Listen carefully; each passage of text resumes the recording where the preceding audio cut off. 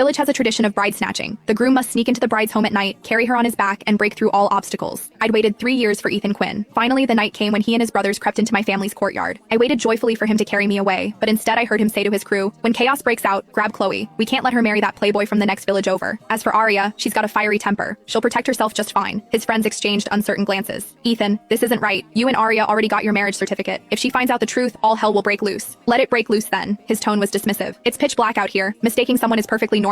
I'll smooth things over with her afterward. Besides, that marriage certificate is fake." I stood behind the door in silence, then calmly retreated to my room. Then I simply climbed onto another stranger's back and became his bride. "Arya, my friend who works at the marriage bureau checked for me. You're definitely not Ethan Quinn's spouse." I set down my phone. Something in my chest, so quietly, so gently, shattered. 5 years married to Ethan. Throughout those 5 years, no matter what I did, the Quinn family elders never accepted me. My mother-in-law never mentioned my name in front of others, only referring to me as that girl from the mountains. At family banquets, I was always seated in the most remote corner. In group photos, I was always arranged at the edge where I could easily be cropped out. He said he didn't want me to feel hurt, so he had me return to the village first. He said he'd wait until he completed our village's bride snatching ritual, followed all the proper procedures, then bring me back legitimately. I obediently returned. Though we spent little time together, to outsiders we seemed loving and harmonious enough, but I'd waited 3 years for him, saved up 3 years worth of things to say, longed for this night for 3 years. Yet he came for another woman. He'd fooled me with a fake certificate for 3 years, all just so I wouldn't discover. The person he truly wanted to capture was my stepsister Chloe. I looked at the woman in the mirror, expressionless, neither joyful nor sorrowful. Soon, commotion erupted in the courtyard. The bride snatching had begun. People were shouting, "They're here! They're here!" Someone laughed. Footsteps pounded past in chaos. Someone deliberately blocked the path. The firelight painted half the sky red. The excitement belonged to them. The excitement was for Chloe. The other group consisted of people from the neighboring village who'd come for the capture. They'd originally come to capture Chloe. According to tradition, if a girl was unwilling, she could hide away early and let them make a wasted trip. But Chloe didn't hide. She'd been waiting in her room all along, waiting to be carried away. And the person she was waiting for was my husband. The room I was in wasn't my usual one. It was Chloe's. That afternoon, my stepmother had called me over, held my hand, and spoke with rare gentleness. "Arya, tonight during the capture, you stay in Chloe's room. Your room is too quiet. The capture group won't find it easily. Those thugs coming for Chloe are troublemakers. You've always been tough since childhood, can take a beating. Not like Chloe with her delicate constitution. If she got hurt by accident, it would be terrible." I said nothing. I knew what she meant. According to village tradition, during bride snatchings, the groom's brothers would charge in first to seize the bride. The woman had to resist, struggle, fight desperately to prevent being carried away. This was called blocking the door. The harder you blocked, the fiercer you fought, the more precious the girl was considered. The harder the groom's side had to fight to carry her away. Those punches and shoves would land on you for real. My stepmother sighed, acting as though sharing her deepest thoughts. She studied my expression, testing the waters. "Besides, Ethan's from the city. He's not familiar with our customs. If you stay in this room by the entrance, he won't have to search the whole courtyard." Back then, wanting to make things easier for Ethan, I'd agreed. I'd even sent him a message with my room's location. But who knew? They'd been planning this switch all along. Outside, a louder commotion suddenly erupted. Someone shouted, "Got her! Got the bride!" People laughed, people cheered, firecrackers crackled and popped. I listened but didn't move. I knew who they'd captured. I could even picture the scene. Ethan carrying Chloe on his back, stumbling through the crowd.